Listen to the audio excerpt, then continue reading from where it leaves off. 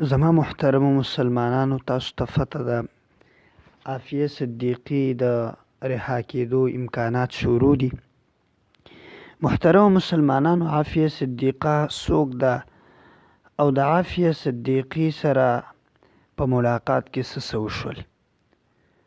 زما محترم مسلمانانو، عافیه صدیقه دا یو ذهین خاتون وه چې د افغان طالبانو د حفاظت په جرم سره د پاکستان نه اوچته کړې شوې وه او په عافیه صدیقه باندې 46 کال هغه قید چې کوم دی هغه زما عزتمندو ختلی و.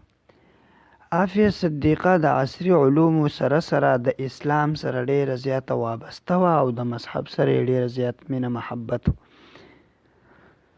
زما محترم مسلمانانو، کله چې د عافیه صدیقي د زمونږ د جمعیت علماء اسلام سنیټر طلحه محمود په برکت سره او د سنیټر مشتاق احمد صاحب په برکت سره کله چې د هغوی خور فوزیه صدیقه هغه زما محترمو هلته لاړه د هغوی ملاقات له، نو هلته د هغې په ملاقات کې د عافیې صدیقې سره د هغه ظلمونو باوجود د عافیې صدیقې سره نور هم ډیر زیات ظلمونه وشول. فوزیه صدیقه د عافیې صدیقې سره غاړې ملاولو دپاره پرې نه ښودلی شوه. محترمو، فوزیه صدیقه د عافیې صدیقې سره د لاس ملاولو دپاره پرې نه ښودلی شوه او عافیې صدیقې ته د هغې د بچو د تصویرانو د ښودلو اجازت ورنه کړی شو.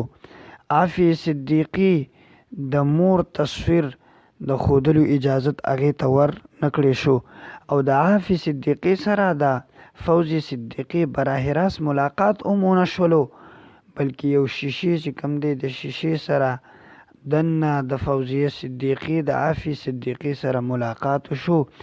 د څومره ظلمونو باوجود نن هم په عافیې صدیقې باندې ظلمونه هغه زما محترمو شروع دي.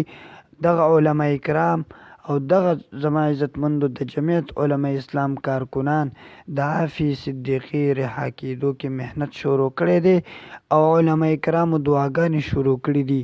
الله دې زر تر زره عافیې صدیقې ته رهایي ورنصیب کړي. ماته